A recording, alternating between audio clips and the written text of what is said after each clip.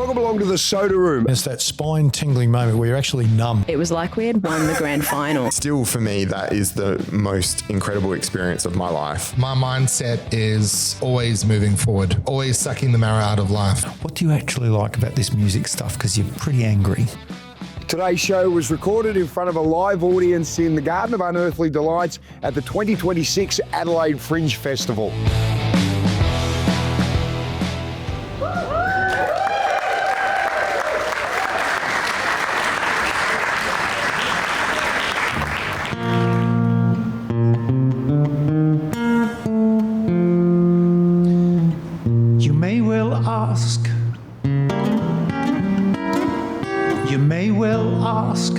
What we're doing here, what it is ain't exactly clear. It's throwing shit against a wall to see what sticks without a script. The premise may be a shaky one if we weren't being led by our captain, Mark Soderstrom. My only question, must he be beside me when he's so flippin' handsome? Let us proceed. Give us your eyes, your ears, your teeth. It's the end of the tune.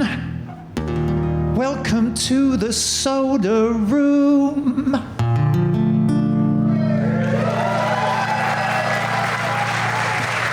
Hello, everyone. Great to see such a big crowd in here, which is great, and the wonderful Tim Rogers. An absolute honour to share the stage with the ARIA Hall of Famer. You can address him as Sir Tim.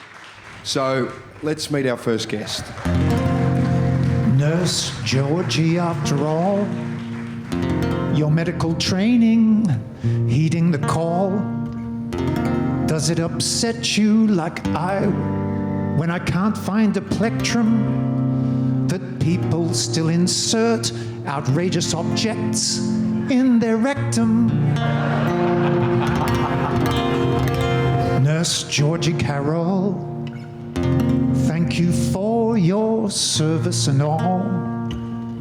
Whatever nurses are paid, it's not enough. Buggers singing in public, we know that ain't tough. Now I've crawled shamelessly to you, metaphorically kissed your bum. Would you happen to have a spare prescription for Valium? Nurse Georgie Carroll.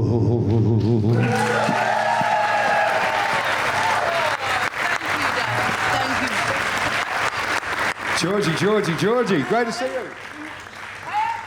Take a seat. Oh, you can sit right here. Great to see you. Georgie Carroll. Now, who's seen Georgie's show yet in the Fringe? Right, that's a lot of people still to come. Yes. Now, so for those of you that aren't aware, Georgie, you are on all the way through. I started before it started, and I'm there at the very end as well. I'm extra. You go through the whole lot. I do. 22nd of March? 22nd of March, yeah, and then day off, then it's Melbourne Confest. So it's... Brilliant. I like to be busy. And you are essentially doing shows every night, and it's called Infectious. Yes. Well, the people who've been, it's like a good Fringe show should make you think and change your heart and make you laugh really hard, and I just do one of those things. I have no courage of my convictions. I am fully aware of what's going on in the world, but do not have an opinion on anything. It is just staff room banter. And you can learn It's balls and the biggest shit you've ever seen. Yes. And why not be part of that? You can learn many, many things too, which is great. Right, cool. Well, yeah, you might. Well, I certainly did when I watched and discovered now that there's do-it-yourself pap smears and all these different things, but we'll discover that a little bit later on as we go, okay? There is, yeah. There's something to look forward to, learning how to do your own pap smear. Right, there's probably 50% of the people here that relates to. The others don't even worry about it, thank God. So, our next guest. Peter Rowsthorn, I won't digress, I simply bless the day you were born. Your charm, your wit, your utter lack of bullshit all demands my unabiding respect. And so, in the 14 times we've met, unlike many others, I have never ever called you Brett.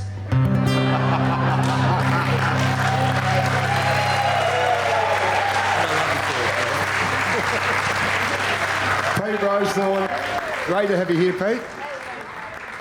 And of course, you guys know each other very well. We've been on cruises. Have you? Don't tell his missus. Really? Cruising clubs together? Yeah. Sexy clubs? We Yeah. We love it. Full on Brilliant. hack together, us two, yeah. Now, Pete, your show, is tonight the last night? No, tomorrow as well. Tomorrow night's the last 6 night. o'clock tomorrow, 7 tonight. And it's with your daughter, Frankie. Yes, yeah, which Wow. is very exciting because she's a beautiful kid and not particularly funny, but no, she's hilarious. She's really great. But we have a really nice. We're sort of working out a little bit because I do a bit, she does a bit. I do a Kath and Kim quiz. Then we talk together for a while about Amazing Race and being a family daughter thing, and then we do some burlesque together, which is nice. Yeah, I love it. I've made these nude suits, and we come out and we've got to get the hula hoops out. It's fantastic fun. Yeah, it's really good. You'd be comfortable because you spent many times doing Rocky Horror. Yes. Too. So Yes, you I would did. be comfortable with the get-up, I would imagine. Oh, that's not well. It's beyond that because the nude suit is quite revealing. I've got a Part of your lifestyle now. Oh yeah. But it's great. It's getting the what do they call those little things that spin on strings? Bublos, Yo-yo? not a yo-yo, but you know there's one of the big fat ones, and you go what?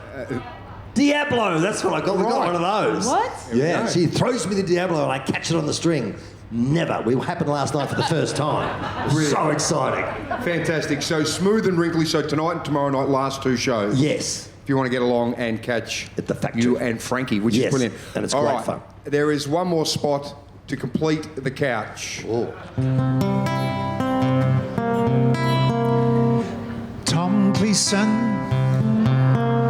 what kind of magic trick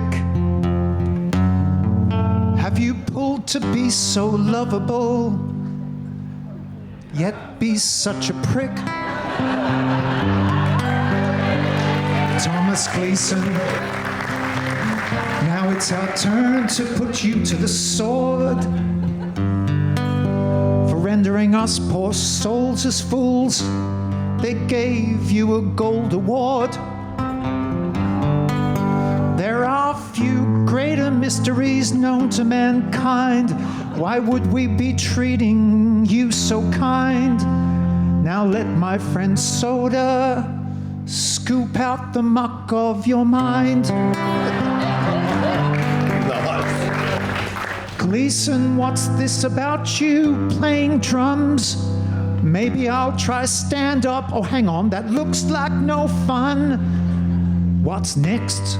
Should we try professional sport? If that doesn't work out, can you please next year give my band a support? Tom Gleeson. That's good. And the amazingly talented Tim Rogers, the most charismatic frontman in the history of rock and roll in Australia. Without doubt. Look at him go. Still got it. Thank you. Still got it. And Tommy, great to see you here. You could well be the hardest working man or woman in the garden at the moment. Yeah, maybe. I'm doing the whole run all the way to the end. Yes. And just before we get into this too, I should just point out, I want to just pay respects to the fact that I have stolen Pete's look. Thank you. That was my original. Pete came through with it. I thought I want to be that. And here I am. I don't even have male pattern baldness. I actually tore it out. On a side I angle, wanted to be like Pete. Thank you, brother. on a side angle, you look like a pair of bollocks.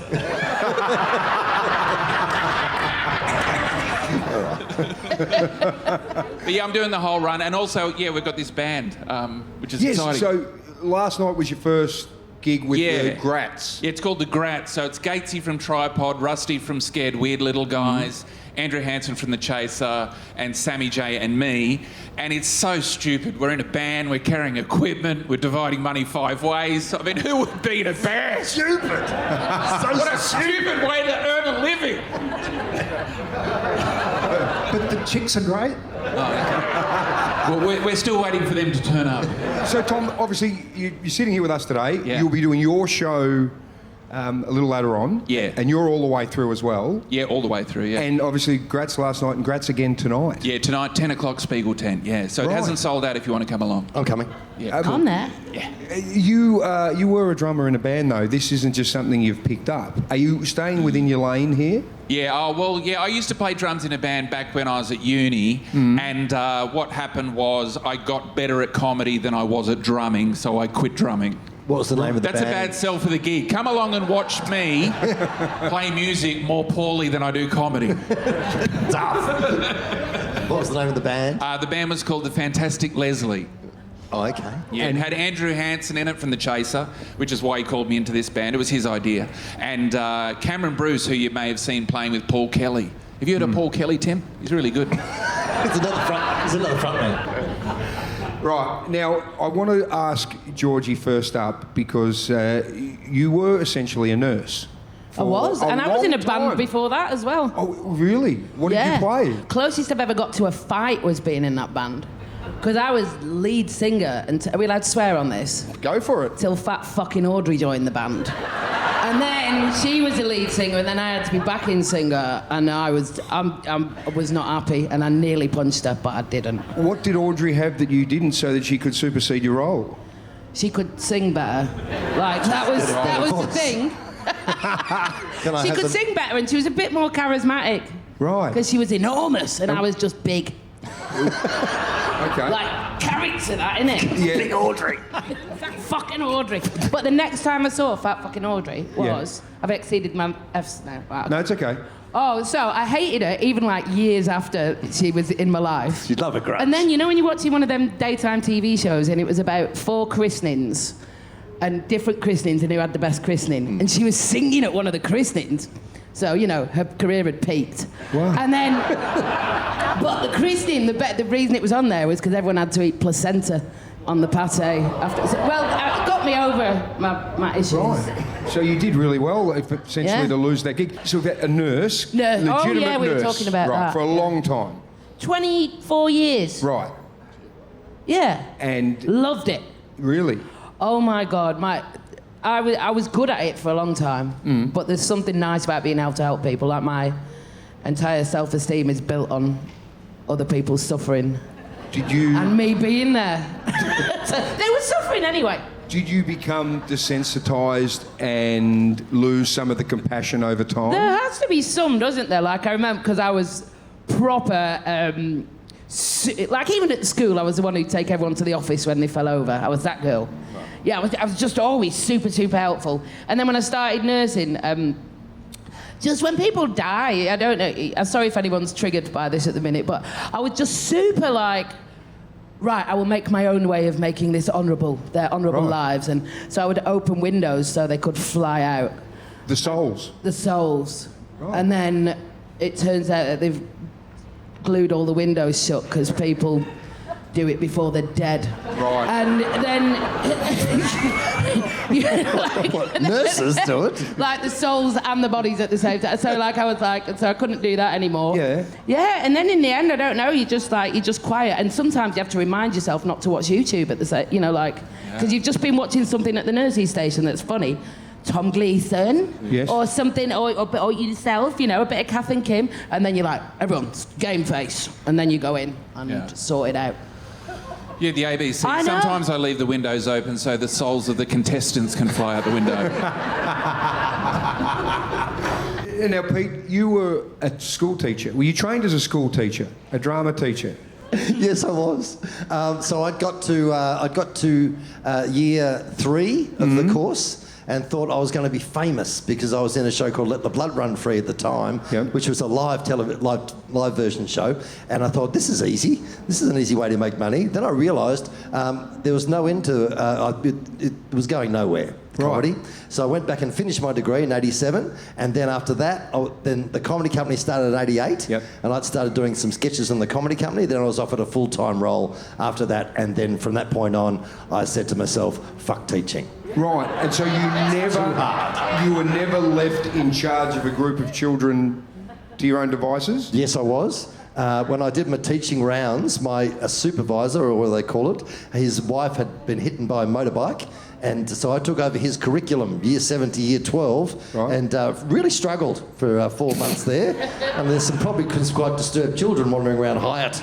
And that was a real clincher for me. And you were fresh meat because you were thrown to the wolves. Fresh meat. Could they smell it, the children? Yes, they could clearly smell the fear. And thus, I said thus. That's disturbing. Who says thus? Oh no, Jason Dunstall says thus. Like the football. Fuck, he shits me. Sorry, banger. Bunghole.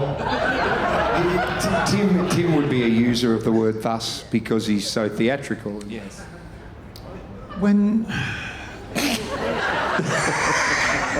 Whence one has a visage like a wrestler's knee, one needs to dress well and speak well. We can't all be beautiful like you folks. So yes, the dressing up and the speaking well, and people think it's being snobbish when really it's just being aspirational. I think I have a lot of time on my hands, and so looking through a dictionary is kind of what I do for kicks. I think he said thus once in that sentence, I know. which is fantastic. So we had a nurse, a teacher, and then you've obviously all found your calling now. And for you, Tom, you were almost a pharmacist. Oh, yeah, I didn't finish, yeah. No, but you wanted to be a doctor. I was studying pharmacy because I thought that I'd do well and then I could move my way across into medicine. Yes. Because I wanted to be a doctor. Yep. That was just because out of all the professions, it was the only one that seemed like I might like it, but I didn't like biology, pharmacology or pharmacy or dispensing There's a bit of practice that. or all that stuff. So I stopped. Gee. So Plenty of reasons to stop. Where would a pharmacist sit I on the think hierarchical everybody level? that's in a hospital works very hard. Yeah, Just a lot of them fuck off at night and people still live. like occupational therapists and physios. And a pharmacist No, they would. leave one physio. They leave one physio overnight, and they're the respiratory physio, and their job is to make you breathe in and out again. So, if they're not there, what's going to happen? They're valuable. It's terrible. So, Tom, you went no pharmacy. No pharmacy. Well, I remember I just left because everyone was getting very excited because we were starting to make drugs. And it still just seemed like lab to me, so it seemed kind of boring. But I remember there's this one dodgy guy, he was always like scratching himself, he was a bit skinny. Anyway, the day we learnt how to make amphetamines, he didn't come back after that. Got it. Got it. We got the recipe. You left, never came back. And what is that recipe? I don't know. I didn't learn it. Do you remember it? The recipe? No, I don't. It's a very complicated chemical compound. Yeah. I've heard you can make meth in a Thermomix. Oh, really? So, yeah. Have a watch a YouTube. Get your money back on your Thermomix. I remember how to make suppositories. We made suppositories in a mould. They're a conical shape for obvious reasons. Because you wouldn't want a cube, that'd be annoying. Imagine that, just a whole kilo of suppository. Here, sit on that, good luck. And I still remember an essential ingredient is cocoa butter because it melts at body temperature. Oh, right. So chocolate also has cocoa butter in it and it melts at body temperature. So if you do want to eat a chocolate, but maybe it's late at night and you don't want to brush your teeth afterwards, I'm just saying you can get a lint ball and you can pop that in and have a slow release. Well done. Classy too. Lint ball. Wow. That's fantastic. Or you can get one of those big Toblerones at the airport and really do some damage. Gigantic triangular ones. Yeah. They're funny. So outside of putting things in your bum and also making drugs, the pharmacy. I want to study pharmacy. Sounds great. It didn't continue, but No, I didn't continue. I did a science degree just so I had something. But then I started doing stand-up. I went in a competition. The first one I went in, I won $500. And I was like, this is easy, so I'm just going to keep doing it. I'm really sorry, Pete, I didn't have any adversity. There's no adversity. It was at university, and so I've always been doing comedy since I was like 19 or something. So Right. I'm not. And music, as we've seen. And music. And yes. music. Yeah, so I'm not relatable at all. I've never had a regular job. Never. No. I've got no idea what you all go through. I've heard it's quite difficult. Sounds horrible. Whatever it is, it sounds disgusting. I don't think I have ever used an alarm to get up.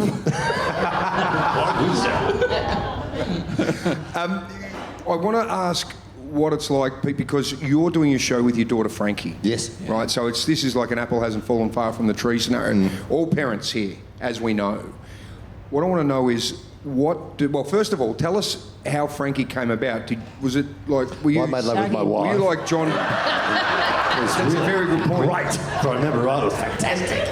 How did were you like John Benet Ramsey parents pushing her into... Pretty much. Yeah, I just shoved a microphone at a tiny little hand and said, fucking get funny, bitch. Go on. No, none of them. No, she approached me at 16 and said, Dad, I want to have a go. And I said, well, there's no school for it, so let's go down to the Sail and Anchor in Fremantle. They've got a comedy night. Said, away you go. And she got up, and when she started, she was only 16, so, I was scared. I knew she wasn't like this as a kid, but you know how when you see 16-year-olds or young kids performing, you think, ooh, Disney kid, fucking hell. Shoot it before it gets any bigger than that, it's awful.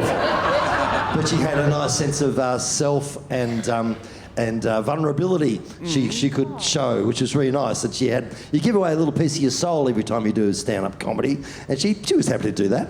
I don't do that because I'm not sure I've got one in the first place. No, we understand that, Tom.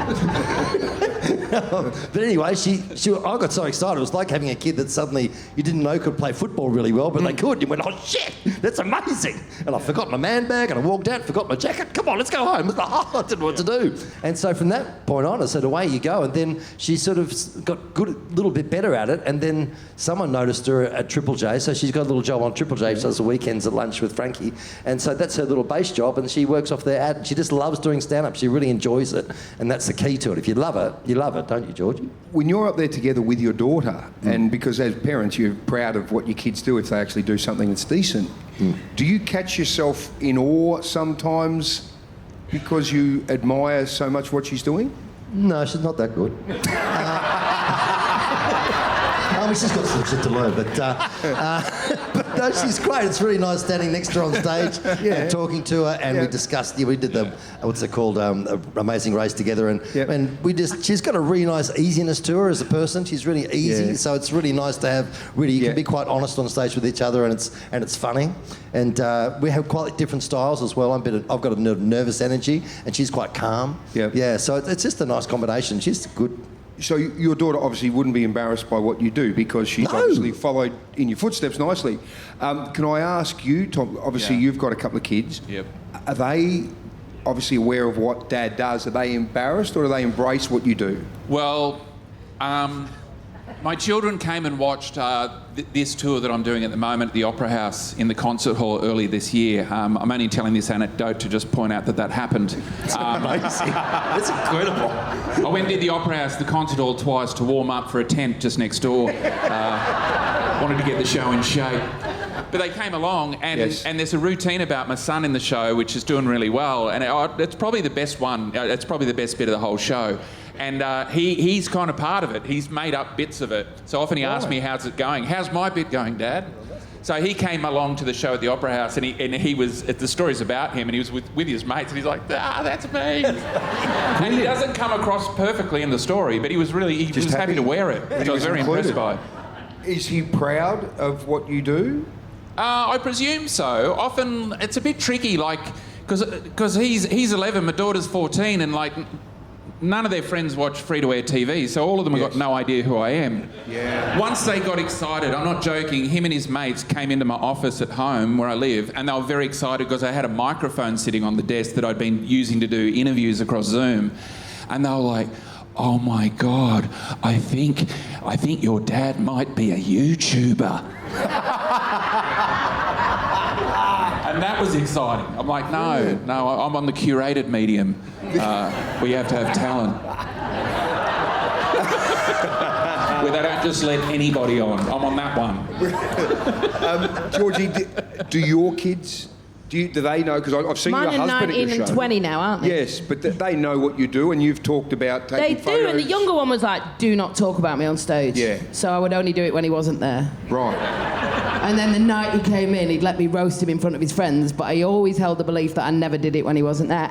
But you have no problem ripping the absolute piss out of your husband, Steve, at Oh your my gigs. God, he's prime for it. Have you met him? Yes, he's an accountant, isn't he? Have you met him? He loves it. He loves it. He literally, he's a smoker, and he knows exactly when the show, he comes into the show, and he'll sit outside smoking, come in for the bit about him, and then leave afterwards. He loves it.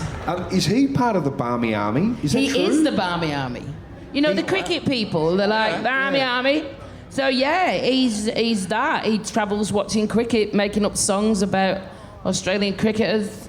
I've asked him if he would watch cricket sober, and he said never. So you do wonder how much he loves cricket. Yeah, right. But yeah, that's him. Tim loves his cricket Do ya? because Tim still plays for the Taradale Taipans, don't you? Yes. At the ripe age of 56, I possibly played my last game because I was sledged by a 14-year-old. What was the sledge? Can we hear it? It was possibly something to do with Granddad. But then he came up to me afterwards, after sledging the living hell out of me and bouncing me and bowling at my head, and he asked me if I could have a photo with him because his granddad liked what I did. That's our world, Tim. Tim, you said obviously you got sledged by this kid, but didn't one kid who was wicket-keeping one day just make you aware that you're not Bernard Fanning?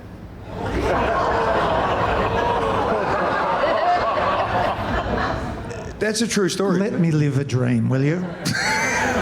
Bernard's an excellent cricketer. He and I play, no, seriously, he and I play regularly. He's one of my oldest and dearest friends, and he was in town last night and I missed him. But yeah, this wicketkeeper, and one, I was proud that he knew my beautiful friend Bernie, but two, I had to turn to him and go, that's right, I'm not. Now, if I don't bash your bowler over the bloody fence, I'll come around and whack you with one of my 13 ARIA awards. It's not bad. If that happened to me, I would have said, shut up, mate. I powder-fingered your mum. Classic! Keep it basic. You've got to keep it basic. That is how you get a gold, Logie. Beautifully done. What about like when you're out in the street and you're out in the wild? Now, I'd imagine for you, Pete, given the amazing success of Kath and Kim, and you're now part of an iconic part of Australia. How often do you get it every single day that, hi Brett? Yes. Every day? Yes. Do you embrace it, or do Yes. you have no issue with it? These people call me a dud root. Who know the show well, and I go, dud root. I go, thank you very much. Sorry, kids. Kath and Kim's back on iView, by the way, so it's all coming around again, yeah. Right. That's a what lot it of is. young people come to the show because of Kath and Kim now. Yeah. So it's gone through a couple of generations, and mothers demand their daughters to watch it. Watch this. Did you know it was going to be huge? No. At what point did you guys, when you were going through it all, looking at scripts and that, did you go, shit, we're onto something really amazing here? Well, I'm not a great judge. So when the girls were trying to get it on the ABC, they wouldn't make it. The ABC said, no, it's not funny. Yep. Even though they had living examples of it from Big Girl's Blouse, they said, nah, it's not funny. And so Channel 10 said, we'll make it. And ABC said, no, you can't, we've got it. They said, but you're not making it. Said, we don't care. So they were being dicks. But the drama department stepped up and went, we'll make it, it's a narrative. So it got made by the drama department. So at the end of that year, when it took off, it was like, you know, at the big awards at the end of the year, at the, I don't know, whatever they're called, they said, okay, the best drama is Kath and Kim. And all the people from Secret Life of Us are going, oh, fucking bullshit! That's not drama! Well, it's a narrative, so it is a drama. Wow. But yeah, so so because it took so long to get up, the girls were worried that we sort of treated it like a drama in a funny sort of way, which made it good. It really sort of grounded it, and we weren't trying to be funny, or, you know, everyone's kind of knew what they were doing. But the girls did all the work. They'd written every word, and, you know, it was all, we did exactly word for word on the page. We weren't mucking around at all. Yeah. And so when doing our first reading of it, I was reading affluent, you know, and thinking, it's a bit ordinary. And then you see it in real life and you see him doing it and you go, oh, that's really funny. But so in terms of judging the jokes, I wasn't great off the page. But still, like, 'cause I watched it like everyone else saw it. So we make it, and then I don't see an early version of it. I just watch it on telly, leave everyone else at home. Yeah. And he went, oh shit, that looks pretty good. And thank you to the gay community and women, because that's what made it great, made it popular, and made it groovy for a little while. It's enormous. So you'd be walking down the street and you walk back to your hotel here, you're guaranteed someone's going to give you a Brett along the way. Absolutely. Yeah. Even on my scooter. Hey, Brett! Hello. Ring, ring. Georgie, what about when you're out in the wild? When people see you? Because obviously many of you, they would know from your shows and that. Do you cop a bit of heckling or anything? I'm in a sweet spot, me. I'm like in just... I can sell tickets, but no one has a clue who I am. Right. Which is a really beautiful spot to be in. Yep. And sometimes if people recognise me and just start talking to me, or look at... You know, when someone makes eye contact, I honestly don't know if it's from the hospital or from the stage. Yeah, I have no idea which it is. So you can sort of navigate your way through without too much... And even when I was in the hospital... Yeah. So I was still working in the hospital and on that Have You Been Paying Attention at the same time. Yeah. And I remember working in emergency, and in the chairs part, I was on telly and working. Oh, right. Still as a nurse. Literally leading people through, and I was on the telly. Right. You know that silly telly they have up to keep you distracted? And and no one noticed then. Nobody. Which annoyed the shit out of me. Right. They'd be like, can you get me a drink? I'm like, do you know who I am? Look! That's me. Have you any idea? Yeah. Like Tom would have the same thing. You'd walk down the street, no one would even notice you, Tom, would they? I can imagine. What is it like for you when often people think he's me. Yeah, they think it's me. People call me Brett. So nice. People yell out, hard. That's what I get all the time. Hard. I just had to say it. Hard. You didn't have to say it. You really didn't. Actually, a guy chased me down at the airport because sometimes you'll get this when people say Brett, they want to make contact, but they're a little bit nervous, and so they'll just sort of half-ass it from about 3 metres away. Yeah. So I heard someone sort of half saying hard, like behind me, and so I didn't turn around, so I didn't know what was going on, and so I just walked to the plane. Anyway, I'm starting to be late for my gate, and so I start to break into a bit of a jog, and I get to think, this guy's running after me. And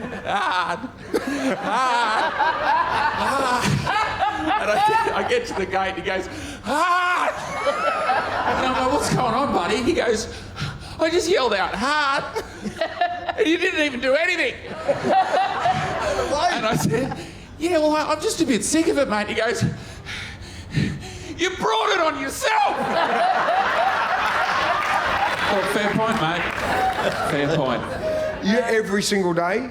You'd be somewhere every day? Yeah, you get hard. Do you get jack of the attention? It's tricky because when a stranger yells at you, it's the same as a stranger yelling at you. So you know how you feel when a stranger yells at you? I feel the same way every single time, but I have to take a moment to go, they mean well, and they usually are a fan of the show. Right. So you've got to just take a moment, because your first reaction is like, get fucked. Oh, what? Oh, you love the show. Hi, how are you? Yeah, we can have a hug. Okay. I was getting off a plane and in Sydney, and Glenn Robbins was just, as I was getting off, he was just at the airport. And I went, Glenn! And he turned around and he went, oh, and he started running. So I said, just 1 minute, Glenn. Just 1 minute. Hey, Kel, stop! I learned that the hard way with Carl Barron. Yeah, once I yelled, Carl! And I'm like, I'm just like some other person yelling Carl. I had to run in front of his face and go, Carl. And he's like, oh, Tom, hi. Sorry. I remember you once said this, you say anything you like as long as you're willing to pay the price of the consequences. Is that right? Yes, that's pretty much right, yeah. Teenagers do it to me. Teenagers do me to me, and they'll just say horrible stuff. And I'll say it really dry, and I won't know that they're being sarcastic, and I'll just be offended. So that's why, hi Tom, yeah, I think your show's really good. Good for someone who's not good at comedy. I'm like, go fuck yourself. Oh, you're doing me. Sorry. I didn't understand. You're doing me to me. I know that the beautiful, what do you call it, the brass mug that you win for Hard Quiz. Big brass mug, The big brass mug has become, for some people probably as coveted as the AFL Premiership Cup. Yep. There is someone sitting on this stage that has won their own big brass mug. Yes. They won Hard Quiz. They did. We did an end-of-year special, and it was called Battle of the Has-Beens. And spoiler alert, Tim Rogers beat Rhonda Birchmore. Nice. And my dear friend Rhonda was not happy about it. No, I know, because people turn up for the fun, but then once the game starts, you want to win, don't you? Yes. And I also think that not everybody on the panel, not naming anybody, didn't kind of love the fact that we were being referred to as has-beens. Yeah. I loved it. In fact, I wrote a song about it. Oh.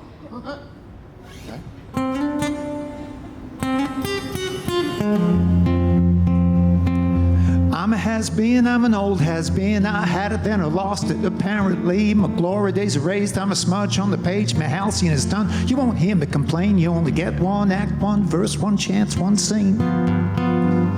Then you piss on the script, you're an old has-been.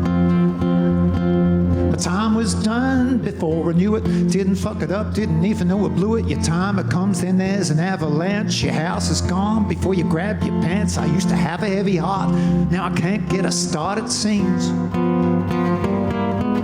I'm an old has-been. I was first called out of date when I was 28. I went looking for a referee to mediate. I'd only just been, now I'm a has, lost half of my charm, all of my pizzazz. How do you know when it's time to go? Oh, barely put my key in the hole, then I ran out of road. I'm a has-been, I'm an old has-been. Now I get the time to get my shirts clean. My time's my own, I'm not on the clock. I watch the waves roll, I'm a shag on the rock. I used to be a Berlin chair, now I'm nowhere it seems. I'm an old has-been. History was never written by the losers. We're busy covering our tracks and licking our bruises. The winners, yeah, they complete the story. Boring tales of cocaine, blowjobs, and glory. If you really want to know who fucked over whom, come backstage, there's plenty of room. You won't need a pass or a laminate. And hey, I ain't a creeper, just look that way. Look over your shoulder. Here comes the cavalry. You're everywhere it seems. Then you're an old has-been with a brass mug. I still change my strings every month or so. Brush my boots from heel to toe. Comb my hair, yeah, you gotta be prepared. Wheels they turn around, even for squares. 4,000 something shows and all kinds of iterations. Some were an emotional mutilation. Tried my best at most. At some I was a ghost. Never learned showbiz, I don't know the code. Why?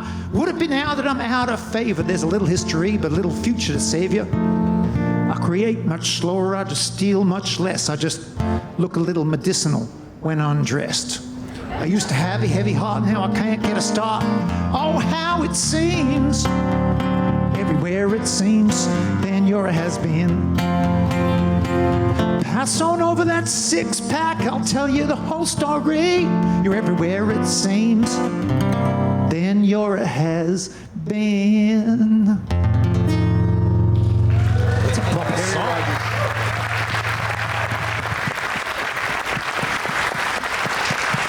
Beautiful, Timmy. Inspired by Tom Gleeson having you on the show. Where does the mug reside? At the Taradale Wine and Produce store. There's only a gas station and a wine bar in the town that I live, and I gave it to the bar to pay for a bar tab. Classy. It was considerable. People drive for hundreds of miles just to get their photo taken with the mug. And 27 people have tried to steal it and have been grabbed at the door. Anyway, that's the story of my brass mug. What a beautiful trophy. Yeah. And you've inspired that, Tommy. Yeah. Well, that mug is kind of a funny little accident because the show was inspired by The Weekly with Charlie Pickering, and I was on that show. This is 10 years ago. And it was a running joke that I had my own show called Hard Chat. So he would have his weekly mug, I'd have my little Hard Chat mug, and every week my mug would get a bit bigger and bigger and bigger. And eventually I set up a studio inside his studio. My show was taking over his show. And in one of the final iterations of it, I had a mug that was the size of the big brass mug. Right. And it had Hard Chat written on the side. And it was just a dumb prop made from a plastic pot plant and a handle on the side, which is actually the handle to a kitchen door, like a cupboard door. Yep. And the brass mug is a mould of that prop. Right. Yeah, so it's just like, so if you look at the handle closely, it's like from a cupboard door. It is so significant, and you could use it as a deadly weapon. Yeah. It looks enormously heavy. Yeah, I wanted it to be heavy, and this is actually a little joy that people may have noticed. We've got a kids version of the show called Hard Quiz Kids, and so it's twice as big as the regular big brass mug because I like watching the kids take it. And so the regular one's about 5 kilos, the kids one is like 9.5 kilos. So it's like I'm handing them a dumbbell. You hand it to them, they're like, oh! Like once some kid was holding it, I was like, thanks for playing hard.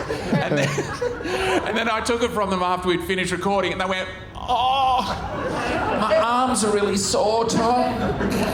Shh. Shut up again. For all of the inspiration, obviously, Tim's inspiration for the song was being on that. And you look at all the inspiration for what you've done with your work and when you're out and about.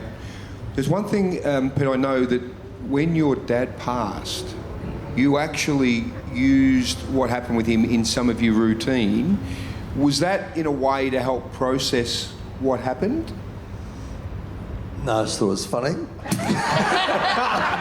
Because it's a remarkable story, because you were in Perth. Yes, I was. So it was during COVID. My dad had cancer, and he decided to euthanize himself. So he said, I'm going to euthanize myself. And I don't know if he wanted a pushback, but he didn't get any.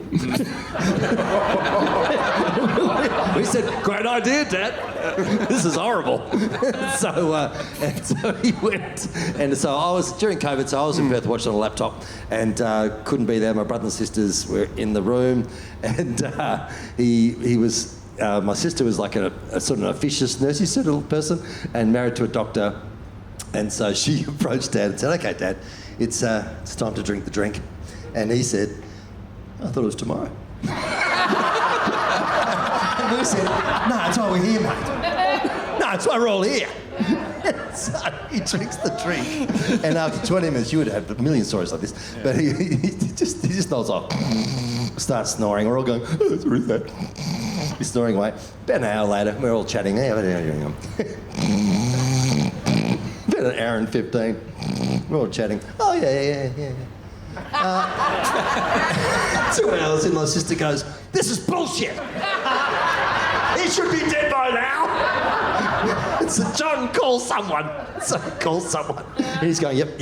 No, he will die. He's just a bit fat. So, okay.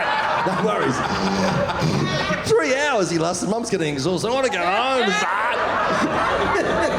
son. In 3 hours he stops, and Jennifer goes, John, check his pulse. So he goes over. Nothing. Great. Mum goes, thank God. Fucking go home. Oh, it's exhausting. 20 minutes later. He lost the will to die. So that's whether it's processing on it, maybe it is, but I don't really think that hard about things. But I just enjoyed that he went out on his own terms. There's lots of good sides about that sort of arrangement. So I got to send him some nice sort of recordings of my kids singing to him and me talking to him about being a dad, and don't feel bad about the shitty things she did sometimes. It's okay. We're all human. It's all right. Yeah. And he cried like a baby, so it was nice. And then he drank the drink and took 3 hours and off he went. So good luck to him. Do you find that the humour, the comedy is a way to deal with things? Does it help you guys process what you're going through, or it's laughs? Oh, it's always laughs, but it's also good when something pisses you off and you tell a crowd and they laugh and they agree with you. Oh, yeah, absolutely. Oh, it's the best.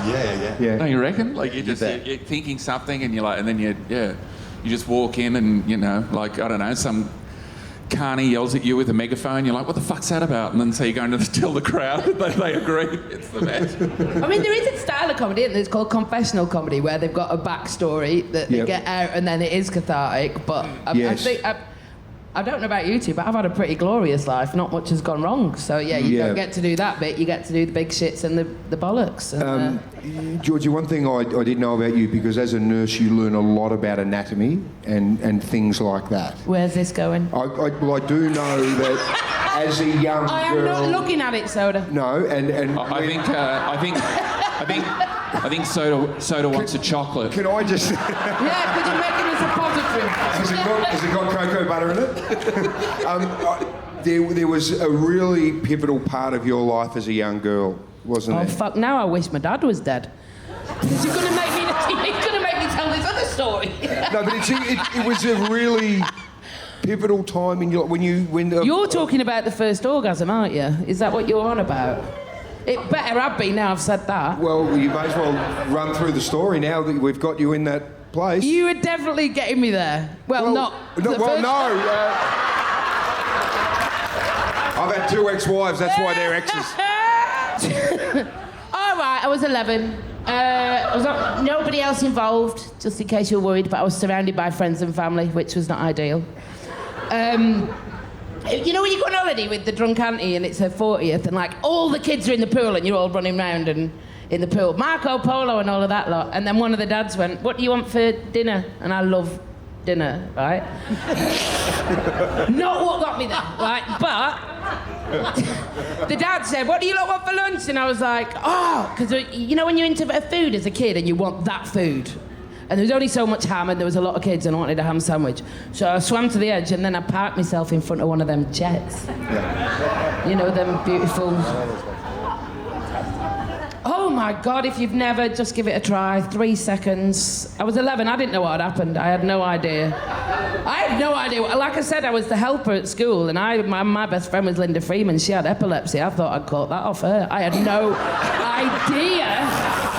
She made it look miserable, but it was fucking great. So I was like, fucking hell, Linda, you kept that one to yourself.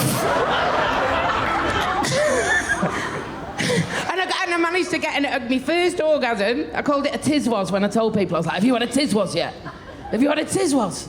And they were like, "I don't know what a tizwas is." And I was like, "Fuck."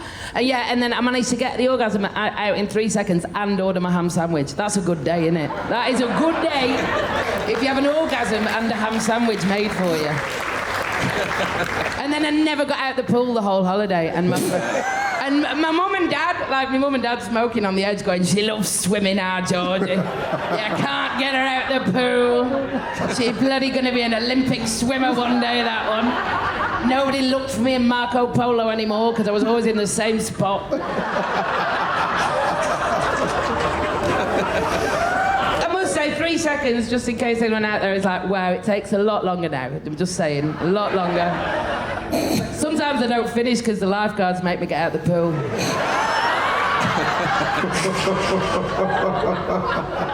I didn't think that Georgie and I had anything else in common. But at the age of 11, yes. I was in a caravan park in, I think it was Whyalla. And I was a sporting child, or an aspirational sporting child, and there was a gym room. Now, gym rooms in 1872, or whenever I was 11, a little bit more Spartan than they are now. And there was a bit of exercise equipment, one of those belts that people put around their tummy.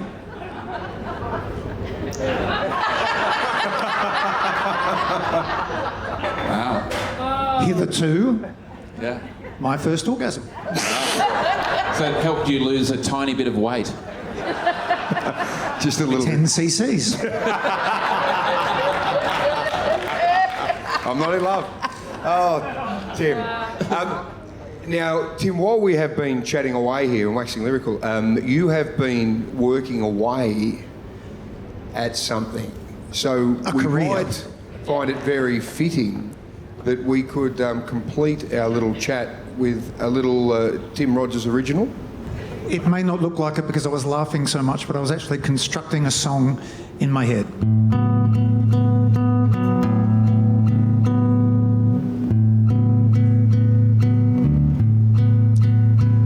Thank you for your attention. These days it can be rare for an audience to have patience sat on your moist derriere. Though this room smells like a zoo, I've been listening to great comedic minds of our time. From Sodas and me, I'm Timothy. We'll see you next time.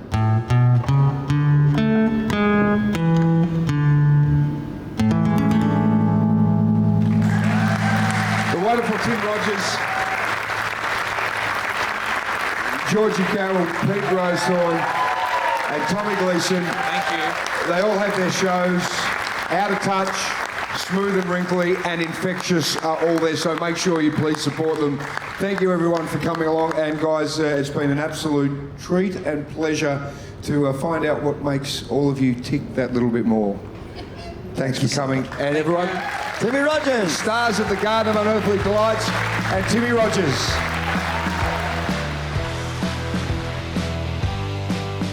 Well, thanks so much for listening. And if you love what you've heard, you can subscribe to the Soda Room podcast. You can write a review if you like and share the show with your friends. Hey, thanks for joining us today. Now, just before we go, a big thank you to our friends at Wavell Hyundai, a family-owned dealership with a friendly, experienced team who genuinely care about their customers. Wavell Hyundai has got the best range you've ever seen. So if you're looking for a family car, Hyundai's range has got you covered. Everyday options to getting around town to big, spacious SUVs like Drive's Car of the Year, the Santa Fe. Comfort, safety and space for the whole family. Go and visit the team at Wavell Hyundai. You can find them just opposite the Adelaide Showgrounds on Goodwood Road. Wavell Hyundai, driven by Australian Motors.